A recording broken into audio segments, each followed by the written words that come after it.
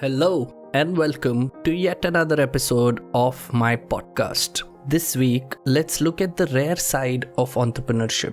Most people think that entrepreneurship is all about being on top of the hierarchy and having fancy titles. It's all about power and the free will to do whatever we want, isn't it? But isn't an entrepreneur an employee too? What goes behind the scenes for an entrepreneur? Let's find out. It's time to have a word with me, Rajive Dhavan. See you on the other side of the intro music.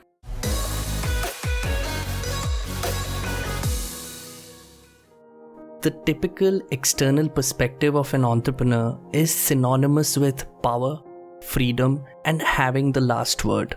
It's true to a great degree, but this outlook is only a tiny part of the whole deal. At least in the case of those who've built a successful business that's managed to survive and thrive the test of time for years. For the uninitiated, let me tell you that entrepreneurship is a pretty heavy responsibility. It's about being available for your people and it's about making sure that they grow. But at the end of it all, an entrepreneur is just another employee of an organization. It's his job to look for the best interest of his team and customers while ensuring that the organization stays afloat. It's an excruciating balance to maintain. An employee always has the liberty to go wrong, make mistakes, and in most cases, get away with it as well. But when an entrepreneur goes wrong, he's under the scanner with all the spotlights facing him. He's probably going to be known for everything he's done wrong and less likely for any positive impact that he's made so far. But at the end of the day, he's an employee too. He can go wrong as well. Every mistake that an entrepreneur makes has a tenfold price to be paid by him. And most people on the outside hardly have any idea about this. As an entrepreneur, you can build the best teams, give the best perks, and set the best cultures. But if you do go wrong somewhere, you'll have to take the brunt always. There will never really be an exception. An entrepreneur needs a solid support system, genuinely interested in knowing what's happening and how the entrepreneur can be helped. It's the entrepreneur's job to engage and motivate his team consistently. But who motivates the entrepreneur? Nobody, really. So entrepreneurs have to pull themselves up every time they fall.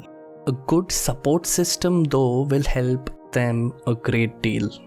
When we talk to people, they have an assumption that to be an entrepreneur, the first thing and the most important thing that we need is a lot of money. But the matter of the fact is that an entrepreneur actually needs a very solid, strong support system. You must have heard of people saying that I started my business with nothing. You've also heard of multi-million-dollar companies that were started out of their garage. But did you ever come across a single entrepreneur who says that I could do it without a solid support system? I'm sure you didn't. And that's exactly why a solid support system, unfortunately, is a very underrated tool of an entrepreneur. The other dark side of entrepreneurship is also that it's a very lonely road. The moment we take up entrepreneurship, we have to be mindful of the fact that it's going to impact our relationship with our friends and our family. And that's because entrepreneurship will extract so much time and effort from you that you will be left with very little time to devote to other people in your life. Most people also confuse entrepreneurship with leadership. They think that just because they're entrepreneurs, leadership is in them by default. But the way you have to work towards being a great entrepreneur, you'll also have to consistently work towards being a good leader.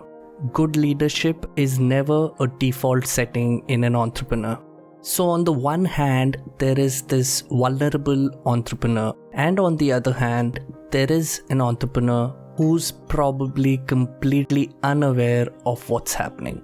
Whether it's through entrepreneurship or generally in a company or a corporate role, sometimes people end up in a leadership position that they don't really justify. It's their understanding that leadership is all about calling the shots. It's all about the pomp and show. It's about fancy titles and whatnot. But the first rule of leadership is to understand that it's not a crown, it's a job that requires us to remember that we are just an employee of an organization. And an organization is bigger than everybody else. The clock starts ticking when we, as leaders, begin to think that we are the organization. In this world which is so fast-paced, it's easy to get carried away. It's easy to bring in our egos and go off track, and that's fine as well. While we entrepreneurs are employees, we are humans first.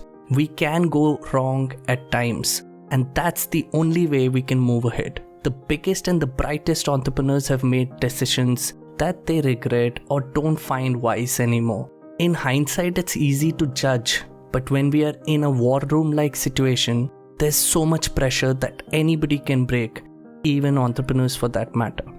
Entrepreneurship does have its fair share of perks too, but that's because the risk is so much higher. What most people see from the outside though are just the perks. The reality is that an entrepreneur is constantly walking on a tightrope. If he's a visionary and confident, he will come across as a dictator calling all the shots. If he's too confused and always unclear about what he wants, he may come across as weak and unfit. So the balance between knowing when to lead and when to follow is what one must always strike. The best leader knows that, and this is what differentiates an average leader from a great one. If you're an entrepreneur, I'm sure you'll be able to relate to these things. And if you're somebody who's planning to get into entrepreneurship, you better understand these things. A lot of us want to know what goes on in the mind of an entrepreneur, what goes on behind the scenes. The topic of entrepreneurship and its dark side is incomplete without discussing the episodes of recent layoffs. In my previous podcast episode, which is episode number 12, I did discuss about how one can handle layoffs. That is from the point of view of an employee. But what happens if you are the founder of a company or the CEO of a company and you are doing the layoff? You are the person who's responsible for the layoff. That's a picture which mostly doesn't really come out in its truest sense. But one thing that can be taken as a matter of fact is any entrepreneur who's put in his labor to build a company from scratch or from ground up will never find it easy to take a call to lay off his people. Nobody hires people to just throw them off one day because it takes a lot of time, effort, money to build a team. And a layoff in most scenarios is the last resort. More often than not, an entrepreneur has to decide whether he wants to lay off a few people and keep the company afloat so that some people at least continue to keep their jobs and the company goes on, or should he take a call to completely shut down operations and lead towards a closure of the company itself. When a layoff happens, by default, the blame completely falls on the top management. The blame is always on the CEO or the founder of the company first.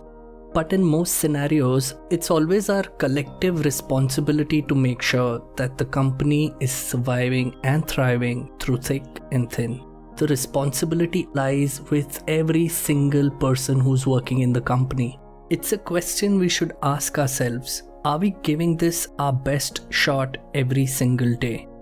The journey of entrepreneurship has too many moving parts, and it's almost impossible to cover every single thing that happens behind the scenes or runs in the mind of an entrepreneur in a single podcast episode. However, I've tried my best to cover some of the most important aspects and give you some insight into what goes behind the scenes. And if you've managed to stick around this far, I would just request you to rate this episode because that would mean a lot. As always, I hope you liked this piece of content. If you did, please share. I'm sure you will positively impact someone. Thank you.